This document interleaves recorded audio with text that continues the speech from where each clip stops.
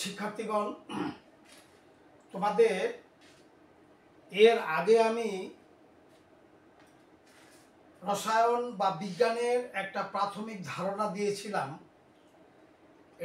ওটা শুধু রসায়ন বিজ্ঞানের জন্য নয়, বিজ্ঞানের প্রত্যেকটি স্তরে ওই আলোচনাটা খুবই দরকার।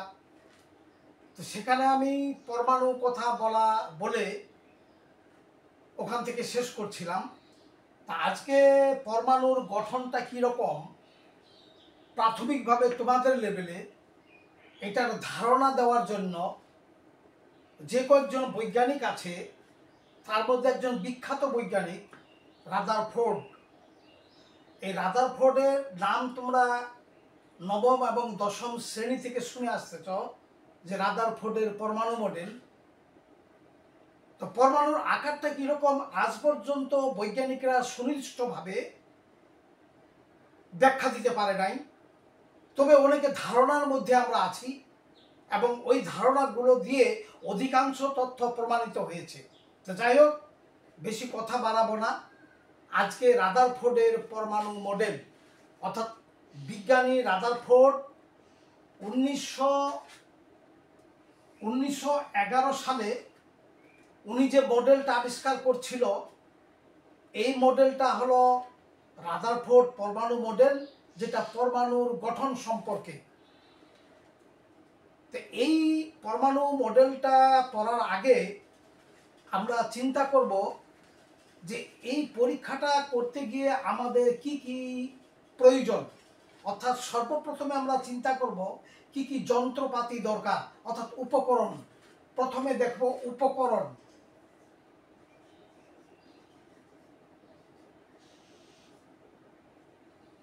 কি কি উপকরণ দরকার?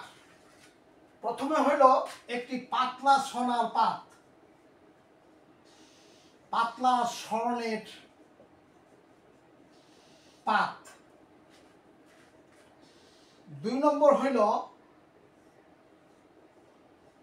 তেজস্ক্রিয় পদার্থ, যেখান থেকে আলফা রশ্মি আমরা পাব। 3 নম্বর হইল জিঙ্ক সালফাইড দ্বারা প্রলেপযুক্ত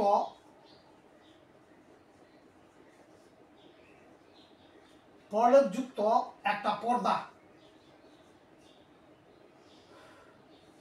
অর্থাৎ জিঙ্ক সালফাইড দিয়ে প্রলেপ দিব একটা। তাহলে আমাদের একটা এরকম পাতলা সোনার পাত দরকার। তারপর একটা ব্লকের মধ্যে আমাদের এখানে আলফা রশ্মি যেরকম হয় এরকম দরকার, আর একটা আমাদের পর্দা দরকার, যেটা জিঙ্ক সালফাইড দ্বারা প্রলেপযুক্ত। এই 3টা জিনিস দিয়ে আমরা এই পরীক্ষাটা করব। এখন আমরা পরীক্ষাটা করব।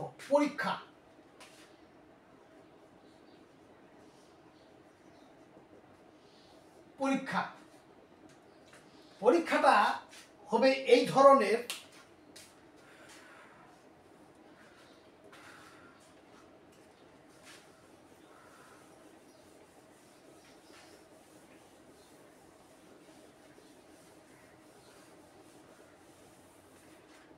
একটা পাতলা সোনার দণ্ড, এই হলো একটা ধাতব দণ্ড, এর পিছনে একটা পর্দা, এই যে পর্দাটা রাখলাম, আর সামনে ব্লক থেকে আলফা রশ্মি। তাহলে এটা হলো উৎস, এটা হলো একটা দণ্ড, এটা হলো একটা পর্দা। এখন বৈজ্ঞানিকরা রাদারফোর্ড 1911 সালে উনি দেখলেন কতগুলো রশ্মি যখন বিক্ষেপণ করলো, এই দণ্ড ভেদ করে অধিকাংশ রশ্মি চলে গেল। এই দণ্ড ভেদ করে অধিকাংশ রশ্মি চলে যাচ্ছে, প্রায় 99% আলোক রশ্মি দণ্ডটা ভেদ করে এই পর্দার উপরে আছড়ে পড়তেছে। সেই রশ্মির পরিমাণগুলো 99%। আর অল্প সংখ্যক রশ্মি বিকর্ষিত হচ্ছে, অল্প সংখ্যক রশ্মি বিকর্ষিত হচ্ছে, আর 20,000-এ মাত্র একটি আবার উৎসের দিকে ফিরে আসতেছে। নিশ্চয়ই এটা এখানে ধনাত্মক চার্জ।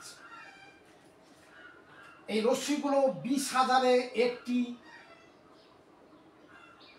একটি উৎসের দিকে ফিরে আসতেছে, আর অল্প সংখ্যক রশ্মি বিচ্যুত হচ্ছে, সেটা 90 বা 180 ডিগ্রিতে। এ হলো পরীক্ষা। এখন সিদ্ধান্তগুলো আসলো, সিদ্ধান্তগুলো কি কি নিতে পারি বা পর্যবেক্ষণ।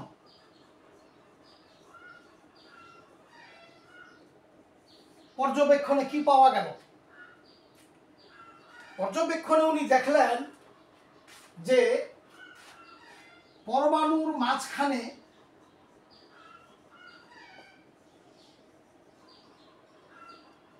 মাঝখানে ধনাত্মক কণিকা, সেগুলো হলো প্রোটন, আর এবং ওইটার উনি নাম দিলেন নিউক্লিয়াস। 2 নম্বর হইল পর্যবেক্ষণ। 2 নম্বর হইল বিচ্যুত রশ্মি ঋণাত্মক চার্জযুক্ত। নিশ্চয়ই পরমাণু বাহিরে ঋণাত্মক চার্জযুক্ত হচ্ছে, যার জন্য এগুলো বিচ্যুত হয়ে বাঁকে যাচ্ছে। আর 3 নম্বর পর্যবেক্ষণ হইল পরমাণুর তুলনায় নিউক্লিয়াস খুবই ক্ষুদ্র, অর্থাৎ নিউক্লিয়াসটা খুব অল্প জায়গা নিয়ে অধিকার করে আছে।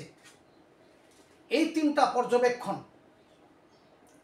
বাহিরে ইলেকট্রনগুলো প্রচণ্ড বেগে ঘূর্ণয়নরত, মাঝখানে নিউক্লিয়াস যেখানে ধনাত্মক চার্জ বা প্রোটন আছে, আর নিউক্লিয়াসের তুলনায় পরমাণুটা অনেক বেশি বড়, অর্থাৎ পরমাণুটার তুলনায় নিউক্লিয়াসটি খুবই ছোট্ট। এই 3টি পর্যবেক্ষণ। এবং উনি সিদ্ধান্তে আসা হইল পরে, সিদ্ধান্ত ইলেকট্রনগুলো সব সময় ঘূর্ণয়নরত।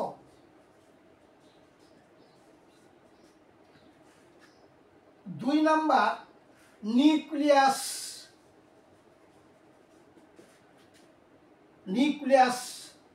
পরমাণুর মাঝখানে অবস্থিত। 3 নাম্বার ইলেকট্রন এর সমান বা প্রোটন ধনাত্মক চার্জের সমান